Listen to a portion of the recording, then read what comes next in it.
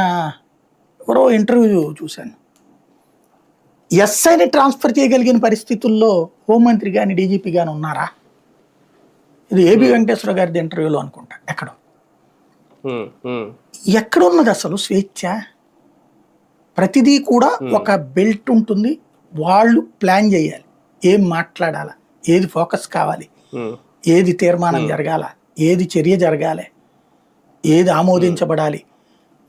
ఏ శాఖ పనైనా సరే ఒకళ్ళిద్దరే చెప్తారు. ఇప్పుడు ఏ శాఖ పనైనా సరే ఒకళ్ళిద్దరే చెప్తారు. ఇంకెక్కడుంది అక్కడ?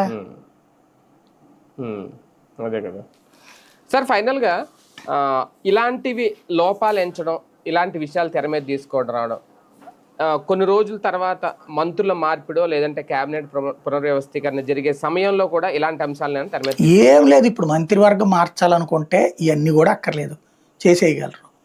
ఇదేంటంటే సింపుల్, అదేం కాదు. ఈ లాజిక్ అంతా వెరీ సింపుల్ అనమాట.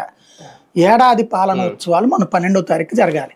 బట్ ఆ రోజున అహ్మదాబాద్ ఇన్సిడెంట్తో జరగలేదు, ఇవాళ జరుపుకుంటున్నారు. అది అప్పుడేంటి, భారీ బహిరంగ సభ, 1,00,000 మందో 5 లక్షల మందో జనం అది ప్లాన్ వేశారు. ఏదేదో స్టేజ్, అదే ఆ ఏరియా అంతా, రాజధాని ప్రాంతం అంతా చూపెట్టేటట్టు 10 సార్లు అక్కడ మీటింగ్లు పెడితే జనాలు అక్కడికి వస్తూ ఉంటే అమరావతి అలవాటు పడద్దన్న ఉద్దేశంతో చేస్తున్నారు అన్నమాట ప్రయత్నం.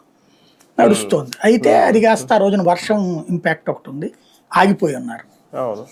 ఇవాళ జరుపుతున్నారు. ఆ సందర్భంగా ఇప్పటిదాకా ఈ ఏడాదిలో మంచి జరిగిందంతా చంద్రబాబు గారి వల్ల, చెడు జరిగిందంతా చేతకాని పరిస్థితుల్లో మంత్రులు అధికారులు ఉండటం వల్ల, వాళ్ళ స్వార్థాలు చూసుకుంటుండటం వల్ల.